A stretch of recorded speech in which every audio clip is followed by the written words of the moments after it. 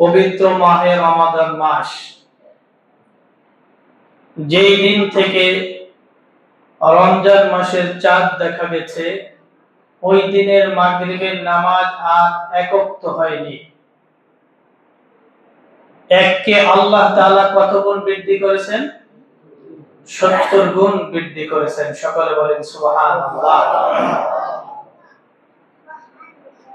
চাঁদ ওঠে প্রত্যেক মাসে, কিন্তু রমজানের এত পরিমাণ বরকত, রহমত, মাগফিরাত আল্লাহর কাছে যে রমজানের চাঁদ ওঠার সাথে সাথে ওই সন্ধ্যার নামাজ অর্থাৎ মাগরিবের নামাজে আল্লাহ রাব্বুল আলামিনের কাছে 70 গুণ বেশি মূল্যায়িত হয়। সুবহানাল্লাহ। সেই রমজান মাস আমাদের কাছে চলে এসেছে। রমজান মাস পাওয়ার জন্য সাহাবায়ে কেরাম, রাসূল পাক সাল্লাল্লাহু আলাইহি সাল্লাম এবং বুজুর্গ যারা ছিলেন তারা সকলেই রমজান পাওয়ার জন্য বেকুল হয়ে থাকতেন, দোয়া করতেন। কারণ এই রমজানের এক একটা মুহূর্ত অন্য অন্য মাসের 11 মাসের সমানের চেয়ে আরো বেশি। রাসূল পাক সাল্লাল্লাহু আলাইহি সাল্লাম বলেন, পুরো 11 মাসের রহমত হলো আঙ্গুলের সমান। একটা আঙ্গুল আছে আমাদের, এই আঙ্গুলের সমান হলো পুরো 11 মাসের রহমত। আর রমজানের রহমত হলো পুরো সমুদ্রের মতো। সুবহানাল্লাহ। তো কি পরিমাণ আল্লাহর কাছে মূল্যবান এই মাসটি, তাৎপর্যপূর্ণ এবং ফজিলতপূর্ণ। এই রমজান মাস আল্লাহ রাব্বুল আলামিন প্রত্যেকটি মুমিন মুমিনাত, বালেগ বালেগা, প্রাপ্ত বয়স্ক বয়স্কদের উপরে আল্লাহ রাব্বুল আলামিন ফরজ করেছেন। ইয়া আইয়ুহাল্লাযীনা আমানু কুতিবা আলাইকুমুস সিয়াম, হে মুমিনগণ, তোমাদের উপরে রোজাকে ফরজ করা হয়েছে।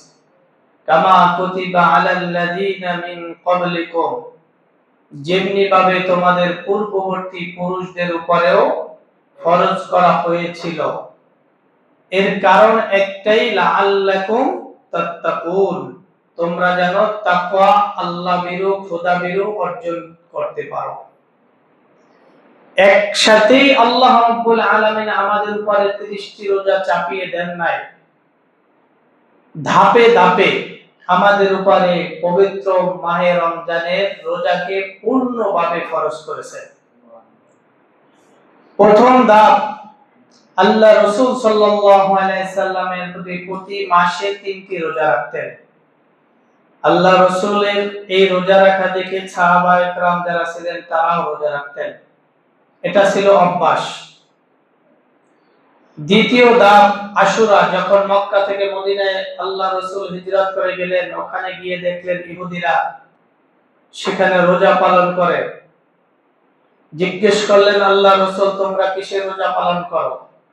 তখন বললেন, মুসা আলাইহিস সালাতু ওয়াস সালামকে আল্লাহ তাআলা মুক্তি দিয়েছিলেন, যার কারণে আমরা শুকরিয়াতান একটি রোজা রাখি। আল্লাহ রাসূল বলেন, মুসা আলাইহিস সালাতু ওয়াস সালাম তো সে আমার ভাই, অধিকার তো আমার বেশি হবে। এজন্য তিনি রোজা রাখলেন, সাহাবীদেরকে রোজা রাখার আদেশ দিলেন, আগে এবং পরে মিলানোর জন্য, যাতে তাদের সাথে সাদৃশ্য না হয়। এই হলো রোজা প্রথম ফরজ করা হলো। তৃতীয় ধাপ, আল্লাহ রাব্বুল আলামিন বলেন, আইয়ামান মা'দুদাত, ফামান কানা মিনকুম মারিদান আও আলা সাফারিন ফাইদ্দাতুম মিন আইয়ামিন উখরা ওয়া আলাল্লাযীনা ইউতীকুনাহু ফিদিয়াতুন তুআমু মিসকিন।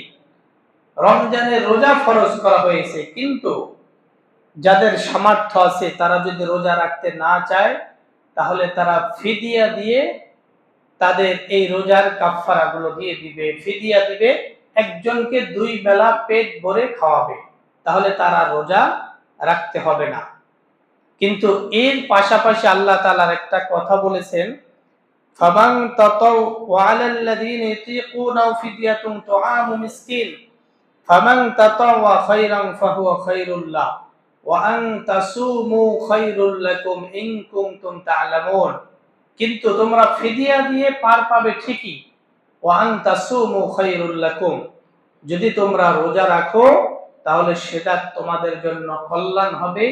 ইন কুনতুম তা'লামুন, যদি তোমরা উপলব্ধি করতে পারো। তাহলে ৩ নম্বরেও আল্লাহ তাআলা পরিপূর্ণ ১ মাস সবার উপরে রোজা তো ফরজ করেছেন, বাকি একটু সুযোগ আছে। কি সুযোগ? সেই সুযোগটা হলো, যদি কারো রোজা রাখতে মন না চায় সে যেন ফিদিয়া দেয়। একজন গরিব অসহায় মানুষকে ২ বেলা পেট ভরে খাবার দিতে হবে। তো এগুলো অনেকে দিতেন। এর পরবর্তী ধাপ, চূড়ান্ত পর্যায়ে ফরজ, আল্লাহ তাআলা বলেন, শাহরু রমাদানাল্লাযী উনজিলা ফীহিল কুরআন হুদাল লিন-নাস ওয়া বায়িনাতিন মিনাল হুদা ওয়াল ফুরকান ফামান শাহিদা মিনকুমুশ শাহরা ফালইয়াসুম। রমজান মাস যে পাবে সে যেন অবশ্যই রমজানের রোজা করে, পালন করে। ফামান শাহিদা মিনকুমুশ শাহরা ফালইয়াসুম ওয়া মান কানা মারিদান আও আলা সাফারিন ফাইদ্দাতুম মিন আইয়ামিন উখরা। তবে কেউ যদি অসুস্থ থাকে বা সফর অবস্থায় থাকে, সে যে কয়টাই অসুস্থ অবস্থায় এবং সফর অবস্থায় ভেঙেছে সেটা যেন গুনে গুনে সে পালন করে। তাহলে এই ধাপে এসে আল্লাহ তাআলা পরিপূর্ণ প্রাপ্ত বয়স্ক সকলের জন্য কি করলেন? রোজাকে আল্লাহ তাআলা ফরজ করেছেন। এখন আর কোন ধরনের অজুহাত দিয়ে, ফিদিয়া দিয়ে রমজানের রোজাকে ছাড়তে পারবে না। চূড়ান্ত পর্যায়ে আল্লাহ তাআলা ফরজ করেছেন। তো রাসূল পাক সাল্লাল্লাহু আলাইহি সাল্লাম রমজান মাস যেইভাবে পালন করতেন, আমাদেরও উচিত সেইভাবে পালন করা। সাহাবা ইকরাম যেভাবে পালন করতেন, আমাদেরও উচিত সেইভাবে পালন করা। রমজান অর্থ ইচ্ছা করা, আপনি নিয়ত করলেন আমি রোজা রাখবো। পারিভাষিক অর্থ সুবহে সাদেক থেকে সূর্যাস্ত পর্যন্ত খাওয়া দাওয়া পান এগুলো, এবং বৈধ স্ত্রীর কাছে যাওয়াও নিষেধ। এর নামই হলো রোজা। রমজান মাস ইচ্ছা পোষণ করবেন সুবহে সাদেক থেকে সূর্যাস্ত পর্যন্ত। এই সময়টু খাবার, কামাচার, পানার যা কিছু আছে এগুলোর থেকে বিরত থাকার নাম রোজা। শুধুমাত্র বিরত থাকলাম এটার নামই কি রোজা? না, এর সাথে আরো অনেক কথা রয়েছে। আমার রোজা পরিপূর্ণ কখন হবে? রোজা আমি পরিপূর্ণ কখন করতে পারবো? রোজা রাখার পরে আমার জবান থেকে কোন ধরনের মিথ্যা, গীবত, শিকায়ত কোনো কিছু যেন বের না হয়। আল্লাহ রাসূল সাল্লাল্লাহু আলাইহি সাল্লাম বলেন, যদি তোমার কাছে কেউ আসে ঝগড়া করার জন্য, তাহলে তুমি বলে দাও যে আমি রোজাদার, আমি তোমার সাথে ঝগড়া করতে পারবো না, আমি রোজা রেখেছি। রোজা রেখে ঝগড়া করা যায় না, রোজা রেখে মিথ্যা কথা বলা যায় না, রোজা রেখে গীবত করা যায় না, শিকায়ত করা যায় না, চুগলখড়ি করা যায় না, কোন ধরনের নেফাকি করা যায় না। যেই চোখ, যেই কান, যেই জবান আল্লাহ রাব্বুল আলামিন দান করেছেন, সেই চোখ, সেই কান, সেই জবান আল্লাহ তাআলার হুকুমে চলা উচিত কিনা বলেন? হ্যাঁ, উচিত। তো আল্লাহ রাব্বুল আলামিন, তুমি রোজাদার, আল্লাহ বলেন তুমি রোজাদার, তোমার জবান থেকে যেন ফাহিশা, অশ্লীল কোন কথা বের না হয়, কোন মিথ্যা কথা যেন বের না হয়, কারো দুর্নাম বদনাম যেন তোমার জবান থেকে বের না হয়। তাহলে তোমার রোজা, মুখের রোজাটা পরিপূর্ণ হবে। তোমার চোখ যা দেখা এর বাহিরে তুমি দেখবে না। যেটা তোমার দেখা জায়েজ এতটুকু তুমি দেখো, এর বাহিরে যেটা আছে না যায় সেটার থেকে বিরত থাকো। তাহলে তোমার চোখের পরিপূর্ণ রোজা আদায় হলো। তোমার কান যেটা শোনা জায়েজ সেটা শোনো, যেটা শোনা জায়েজ নয় সেটার থেকে তুমি তোমার কানকে হেফাজত করো। তাহলে তোমার কানের পরিপূর্ণ রোজা আদায় হবে। তোমার হাত যেই কাজগুলো ইনসাফের সাথে করা উচিত ছিল সেটা তুমি করো, যেটা আল্লাহ তাআলা নির্দেশ দিয়েছেন সেটা করো, এর বাইরে তুমি কোনো কিছু করতে যেও না, তাহলে তোমার এই হাতের পরিপূর্ণ রোজা আদায় হবে। তোমার অঙ্গ প্রত্যঙ্গ যেগুলো আল্লাহ তাআলা করতে বলেছেন এর বাইরে যেও না। বাইরে না যাওয়া মানে তোমার পুরো বডির পরিপূর্ণ রোজা আদায় হবে। কিন্তু সারাদিন পান করলাম না, খাওয়া দাওয়া করলাম না, কামাচার করলাম না, কিন্তু এই যে কয়টা বললাম সব কিছু শুনলাম, কান দ্বারা গান শুনলাম, চোখ দ্বারা অশ্লীল জিনিস দেখলাম, জবান থেকে বকা, গীবাত, শেখায়, চুরি চামারি, মিথ্যা কথা, এগুলো বললাম, তাহলে কি হলো?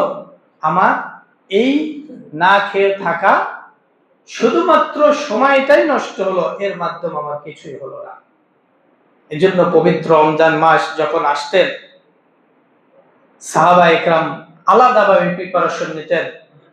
তাবে তাবিঈন, আইম্মায়ে মুজতাহিদিন, উলামা ইকরাম যারা আলাদাভাবে প্রিপারেশন নিতেন, আমি এই এক মাসের মধ্যে কি কাজ করব, কোন কোন কাজ করব, এটার মাধ্যমে আমি কিভাবে আল্লাহর সফলতা অর্জন করতে পারবো, কিভাবে তাকওয়া অর্জন করতে পারবো, এই নিয়ে তারা পেরেশানিতে থাকতেন। কিন্তু আফসোসের বিষয় হলো আমরা ব্যবসা বাণিজ্য, নিজের লাভ, কোথায় গেলে কয় টাকা অর্জন করব, কিভাবে লাভবান হব, এই নিয়েই ব্যস্ত থাকি। সেখানে যদি মিথ্যা 10টাও বলা লাগে বলতেও আমরা দ্বিধাবোধ করি না। সেখানে যদি কারো গীবাত করতে হয় সেটা করতেও আমরা দ্বিধাবোধ করি না। দেখুন, আল্লাহ রাব্বুল আলামিন একটি মাস দিয়েছেন, এই মাসটি কেমন আল্লাহর কাছে বরকতপূর্ণ আল্লাহ রাব্বুল আলামিন বলেন, রাসূলের মাধ্যমে জানিয়ে দিয়েছেন, হে রাসূল আপনি আপনার উম্মতকে জানিয়ে দেন তারা যেন বুঝে শুনে আমল করতে পারে। কারণ যেই জিনিসের উপকার জানা থাকে ওই জিনিস খাওয়া অথবা ওই জিনিস করা তার জন্য সহজ হয়। আমি একটা কাজ করব, এই কাজের শেষে আমাকে এত টাকা দেওয়া হবে, তাহলে ওই কাজের প্রতি আগ্রহ হবে না হবে না? অবশ্যই আগ্রহ হবে, কারণ আমি এর বেনিফিট পাবো। যেই জিনিস আমি করব এই জিনিসের আমার যদি ফল জানা থাকে তাহলে ওটা আমার জন্য সহজ হয় করার জন্য। তো রাসূল পাক সাল্লাল্লাহু আলাইহি সাল্লাম বলেন, ইযা জা রমাদান, যখন তোমাদের মাঝে রমজান মাস চলে আসে, ফুতিহাত আবওয়াবুল জান্নাহ, জান্নাতের দরজাগুলো আল্লাহ রাব্বুল আলামিন খুলে দেন। রমজান মাসের প্রথম যখন চাঁদ দেখা গেল, আল্লাহ রাসূল বলেন সমস্ত জান্নাতের দরজাগুলো খুলে দেওয়া হয়। অগুল্লিকাত আবওয়াবুন নার, আর জাহান্নামের দরজাগুলো বন্ধ করে দেওয়া হয়। যতটা জাহান্নাম রয়েছে সমস্ত জাহান্নামের দরজাগুলো অবরুদ্ধ করে রাখা হয়। অফুসিদাতিশ শায়াতিন, আর সেই সমস্ত শয়তানগুলো, যেই শয়তানগুলো তোমাদেরকে কুমন্ত্রণা দিয়ে, ধোঁকা দিয়ে তোমাদেরকে গুনার ভিতরে পতিত করত, গুনাহে ধাবিত করত, ওই গুনাহ করার জন্য রমজান মাসে যেন তোমাকে ধোঁকা দিতে না হয়, এজন্য আল্লাহ রাব্বুল আলামিন শিকলবদ্ধ করে শয়তানগুলোকে এককভাবে করে রেখে দেয়, তাদেরকে শিকল দিয়ে বেঁধে রাখা হয়। আল্লাহ রাসূল বলেন, ও দুনিয়ার মানুষ শোনো, এই রমজান মাস বরকতের মাস, শয়তান যেন তোমাদেরকে ধোঁকা দিতে না পারে। 11 মাস শয়তানকে আমি ইচ্ছা দিয়েছি, কিন্তু রমজান মাসে আমি রোজাদারদের জন্য, মানুষের জন্য, উম্মতের জন্য, আমার বান্দার জন্য শয়তানকে বেঁধে দিয়েছি, যেন কোন বান্দা শয়তানের ধোঁকায় পড়ে রমজানের পবিত্রতা নষ্ট না করে। সুবহানাল্লাহ। তাহলে দেখেন আল্লাহ তাআলা এই রমজানের বরকতে জান্নাতের দরজাগুলো খুলে দেয়, জাহান্নামগুলোকে আল্লাহ তাআলা বন্ধ করে তাদেরকে মাফ করে দেওয়া হয়। অসংখ্য অগণিত মানুষদেরকে মাফ করেন এবং জাহান্নামীদেরকেও আল্লাহ তাআলা মাফ করেন। তো রমজান মাস আসলো, এখনো আমাদের মনের ভিতরে যে শয়তান রয়েছে এই শয়তান যদি দূর করতে না পারে তাহলে এটা বোঝা যাবে এটা ওই শয়তান না, এটা আসলে আমার ভিতরে যে শয়তান আমি লালন করি এটাই আমাকে লড়ায়, এটাই আমাকে ধোঁকা দেয়, এটাই আমাকে অপরাধ করায়, এটাই আমাকে গুনাহ করায়। অন্যথায় আর শয়তান তো আপনাকে কি করতে পারে না, এই মাসে ধোঁকা দিতে পারে না।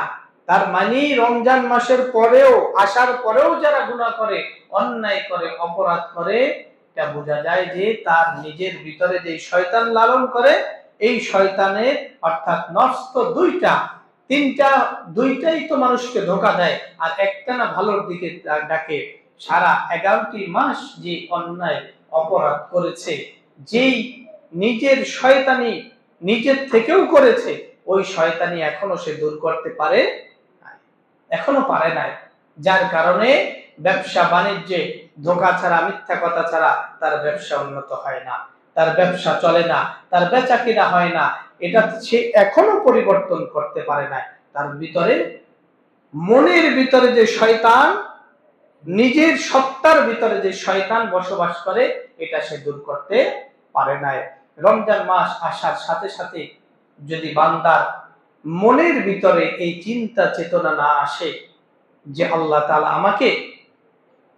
আমাকে যে রমজানটা দিয়েছেন, এই রমজান পাওয়ার জন্য তো আমি 2 মাস ধরে দোয়া করেছি, নাকি 2টা মাস ধরে আমরা দোয়া করেছি যেন আল্লাহ রমজান পর্যন্ত হায়াত, রমজান তো দিয়েছে, এখন আমার কি করণীয়?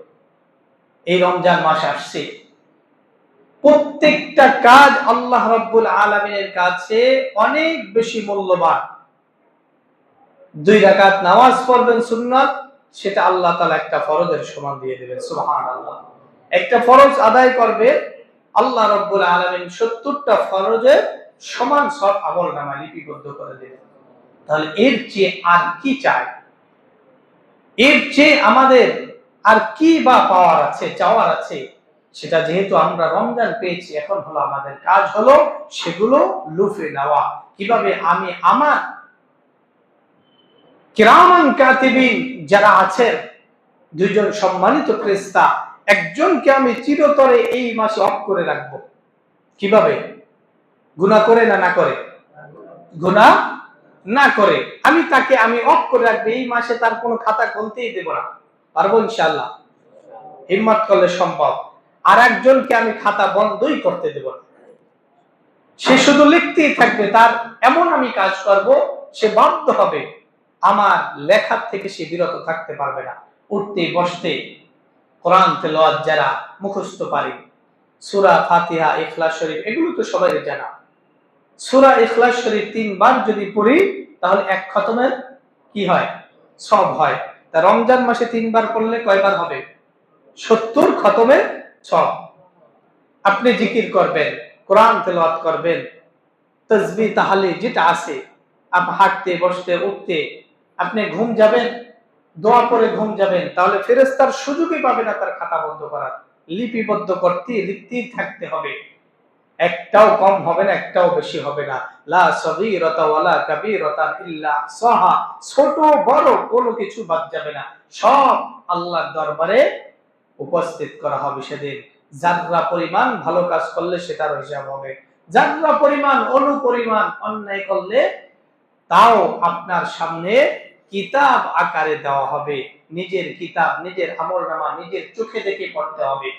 এজন্য আল্লাহ রাব্বুল আলামিন বলেন, وسارعوا إلى مغفرة من ربكم وجنة عرضها السماوات والأرض وعدت للمتقين। তোমরা রবের নিকট প্রতিযোগিতা করো, তোমাদের শিও প্রতিপালকের নিকট তোমরা প্রতিযোগিতা করো। ওয়াসারিউ ইলা মাগফিরাতিম মির রাব্বিকুম ওয়া জান্নাহ, ক্ষমা এবং জান্নাতের প্রতিযোগিতা করো। কে কার আগে ক্ষমা নিবা? আল্লাহ রাব্বুল আলামিন বলেন, আরদুহাস সামাওয়াতু ওয়াল আরদ, এর প্রশস্ততা আসমান এবং জমিন। আল্লাহর কাছে যদি তোমরা প্রতিযোগিতা করো, আল্লাহ তাআলার ক্ষমা কেমন? আসমান এবং জমিনের মধ্যে যত জায়গা রয়েছে এই সমপরিমাণ আল্লাহ রাব্বুল আলামিনের প্রশস্ততা, মানুষদেরকে maaf করার তার সেই দয়া মায়া আল্লাহর আছে। এজন্য আল্লাহ রাব্বুল আলামিন বলেন, প্রতিযোগিতা করো ক্ষমা এবং নাজাতের জন্য। যদি ক্ষমা পাও তাহলে আমি আল্লাহ রাব্বুল আলামিন তোমাদেরকে নাজাত দিয়ে দেব। এই ক্ষমা পাওয়ার জন্য তোমরা প্রতিযোগিতা করো। কিন্তু আফসোসের বিষয় হলো কে কার চেয়ে সফল ব্যবসায়ী হতে পারে, এই রমজান মাসে বেশি অর্জন করতে পারে, এর প্রতিযোগিতা হয়। কিন্তু আল্লাহ রাব্বুল আলামিন বললেন যে ওয়াসারিউ ইলা মাগফিরাতিন মির রাব্বিকুম ওয়া জান্নাহ আরদুহাস সামাওয়াতু ওয়াল আরদ উইদ্দাত লিল মুত্তাকিন। মুত্তাকিনদের জন্য, আল্লাহ ভীরুর জন্য এই পুরস্কার রেখে দিয়েছেন, যারা আল্লাহর নিকট প্রতিযোগিতা করে মাগ পাওয়ার জন্য এবং জান্নাত পাওয়ার জন্য। আল্লাহ রাব্বুল আলামিন তাদেরকে maaf করে জান্নাত দিয়ে দেন। সুবহানাল্লাহ। তাহলে প্রতিযোগিতা আমাদের হওয়া উচিত কি, কিভাবে আমরা maaf পাবো, কিভাবে আমরা পরপরে জান্নাত পাবো। আমরা যদি কোনো কাউকে বলি একটা বেলা অথবা ইফতার পর্যন্ত দোকানপাট বন্ধ রাখার জন্য, তাহলে অনেকের কষ্ট হয়ে যায়। কারণ এই যে সময়টা তার বেচা কিনা হবে, লাভ হবে, এটা তো তার চিন্তা চেতনা। কিন্তু আল্লাহ রাসূল সাল্লাল্লাহু আলাইহি সাল্লাম জানান, যদি কোনো ব্যক্তি রোজা রেখে অন্য রোজাদার যে রোজা রাখার মতো উপযুক্ত এমন ব্যক্তির জন্য খাবারের ব্যবস্থা করে, তাহলে রোজা না রেখে যে অন্যায় করেছে, যে ব্যক্তি খাওয়ালো সে ব্যক্তি সমপরিমাণ অন্যায় করলো। নাউজুবিল্লাহ।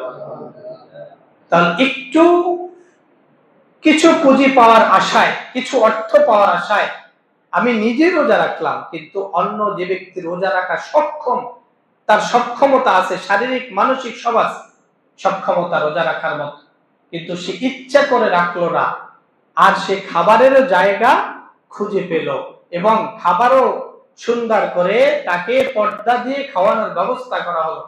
আল্লাহ রাসূল বলে ওই ব্যক্তির উপর লানত, যে ব্যক্তি রোজা রাখতে পারে কিন্তু না রেখে ওই দোকানে বসে বসে খায়, আর যে খাওয়ায় তাদের উভয়ের প্রতি লানত। নাউজুবিল্লাহ। এজন্য যারা দোকানদার ব্যবসায়ী আছেন, বিশেষ করে হোটেল, চা নাস্তা যারা বিক্রি করেন, এক বেলা যদি বন্ধ রাখা হয়, রমজানের আগের দিন বুধবার আমরা বটতলা একটা মাদ্রাসায় বসেছিলাম, বেশ কিছু আলেম, ইমাম, খতিব, এই বিষয়টা যে রমজানের আগে আমরা কিভাবে তাদেরকে একটু দাওয়াত দিতে পারি, সেটা নরম সুরে হোক, তাদেরকে বুঝিয়ে হোক। যদি বুঝে তা তো আলহামদুলিল্লাহ, না বুঝলে তো তার কিছু করার নেই। তো এই বিষয় নিয়ে আমরা আলোচনা করলাম যে এলাকায় যারা আছে তাদেরকে নিয়ে কিছু দাওয়াত দেওয়া, এরপরে জুমার নামাজে এটা ব্যাপকভাবে সবাইকে উদ্দেশ্য করে জানান দেওয়া যে এই কাজগুলো যেন তারা পরিহার করে, রমজানের সম্মানার্থে, রমজানের পবিত্রতার জন্য, নিজের গুনাহ থেকে বাঁচার জন্য যেন তারা এই কাজটা করে।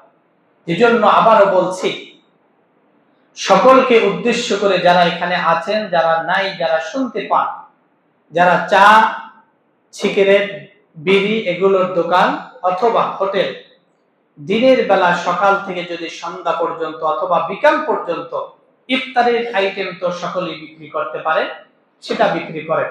কিন্তু এতটুকু সময় যদি আল্লাহর জন্য একটু স্যাক্রিফাইস করা যায়, আল্লাহ তাআলা দেওয়ার মালিক কে বলেন? কে? আল্লাহ তাআলা নয়? আমার ভাগ্যে যতটুকু আছে এর বেশি সারা জীবন চেষ্টা করলেও আমি অর্জন করতে পারবো না। আর আমার কপালে যা আছে ওটা আমি যে কোনো উপায়ে আমার কাছে আল্লাহ তাআলা পৌঁছে দেবেন। তো আল্লাহ তাআলা যেহেতু দেওয়ার মালিক, রিজিকের মালিক, তো আল্লাহ তাআলা যদি চান আমি যে এই রোজার সম্মানার্থে, রোজার পবিত্রতার জন্য বন্ধ রাখলাম, এই সময়টা যে আমার একটু লস হলো, এই লসটা আল্লাহ তাআলা মাগরিবের পর থেকে ঈশা পর্যন্ত আল্লাহ পৌঁছাই দিতে পারেন না? পারেন কিনা? এই বিশ্বাস আছে তো? তাহলে যদি বিশ্বাস থাকে, তাহলে যারা আমরা চায়ের দোকান দেই অথবা হোটেল দেই, এই বিষয়টা আমরা একটু খেয়াল রাখবো। দেখুন, আমরা মুসলমান, আমাদের একটা ঐতিহ্য আছে, আমাদের একটা ধর্ম আছে, আমাদের একটা শালীনতা আছে। আমরা চাইলে রমজান মাসে রাস্তায় বসে বিড়ি খেতে পারি না, আমরা চাইলে এখানে সেখানে কথা বিভিন্ন ধরনের কথা বলতে পারি না, কারণ রোজা রাখছি। মনের মধ্যে একটা আলাদা কাজ করে যে আমি রোজাদার, আমি রোজা রেখে অন্যায়টা কিভাবে করব, এই অন্যায় কথাটা কিভাবে বলবো, এই অন্যায় কাজটা আমি কিভাবে করব। এতটুকু যদি অন্তরে না আসে, তাহলে আপনি আমি কিসের মুসলমান আর কি বা মোমেন? আর এই মুসলমানিত্ব নিয়ে আল্লাহর দরবারেও বা কি নিয়ে হাজির হব? মরণ তো সকলেরই হবে। এজন্য যতটুকু পারা যায় এই রমজানে পুঁজি অর্জন করা। এই পুঁজি বলতে আখেরাতের পুঁজি, দুনিয়ার পুঁজি নাই। আখেরাত আল্লাহ তাআলা রমজান দিয়েছেন লাআল্লাকুম তাত্তাকুন, তোমরা তাকওয়া অর্জন করো, আল্লাহ ভীরুতা অর্জন করো। কারণ এটা এমন একটা মাস, এই মাসে যা করবা সবকিছু আল্লাহ তাআলা 770 থেকে 700, 700 7,000, 7,000 7 লক্ষ 7 কোটি, আর পরের গুলো হিসাবের বাইরে বলা হয়েছে। এত সব এত কিছু আল্লাহর কাছে যদি থেকে থাকে, আমরা পেয়ে থাকি, তাহলে এখান থেকে আমরা কেন দূরে যাব? দেখেন, একটা লিস্ট করেন, আপনি যদি সম্ভব হয় একটা বস্তা বা 10 কেজি আপনি ছোলা কেনেন, আপনি 2 কার্টন খেজুর কেনেন। কোথায় কোথায় এই এলাকায় আশেপাশে আপনার প্রতিবেশী কারা অসহায় আছে, কারা বিধবা আছে, কারা গরিব আছে, যারা ভালো কিছু খেতে পারে না, এরকম কি কি আছে দেখেন, যে যতটুকু সম্ভব দিয়ে আসেন। আল্লাহ রাসূল সাল্লাল্লাহু আলাইহি সাল্লাম বলেন, যে ব্যক্তি একজন রোজাদারকে ইফতার করালো, সেই ইফতারটা হোক 1 গ্লাস পানি অথবা একটা খেজুর। যে ব্যক্তি ইফতার করালো এমন এক রোজাদার ব্যক্তিকে, যেই রোজাদার ব্যক্তি সারাদিন রোজা রেখে যে সব অর্জন করলো, আল্লাহ রাব্বুল আলামিন ওই যেই ব্যক্তি রোজা তাকে ইফতার করালো রোজাদারকে, আল্লাহ তাআলা সমপরিমাণ সব তার আমলনামায় দিয়ে দেওয়া হয়। সুবহানাল্লাহ। এবং এর থেকে যাকে সে রোজা মানে ইফতার করালো, তার থেকে কোনো বিন্দু পরিমাণ কি করা হয় না, কমানো হয় না। এজন্য কোথায় আছে আশেপাশে গরিব অসহায়, দেখেন যান, একটু খোঁজ খবর নিয়ে দিয়ে আসেন। অনেকে আছি ইফতার সামনে নিয়ে 10-20 পদ নিয়ে বসে থাকি। আবার অনেক মানুষ আছে যারা শুধু একটু পানি, একটু চিরা, একটু মুড়ি নিয়ে বসে থাকে। তাদেরকে একটু দেখেন, ওই সমস্ত মানুষদেরকেও দেখবেন। কিন্তু ইফতার পার্টি নামক যে জিনিসগুলো আমরা করি, এই ইফতার পার্টি করে আহামরি কি যে সব হবে এটা আমার জানা নাই। ইফতার পার্টি বলতে কোনো শব্দই ছিল না, এই পার্টি বানিয়েছি আমরা নিজেরা। আবার ইফতার পার্টিতে দাওয়াত দেন কাকে? এমন এমন মানুষ আসে যেখানে তারা রোজাও রাখে না, হয় কি না?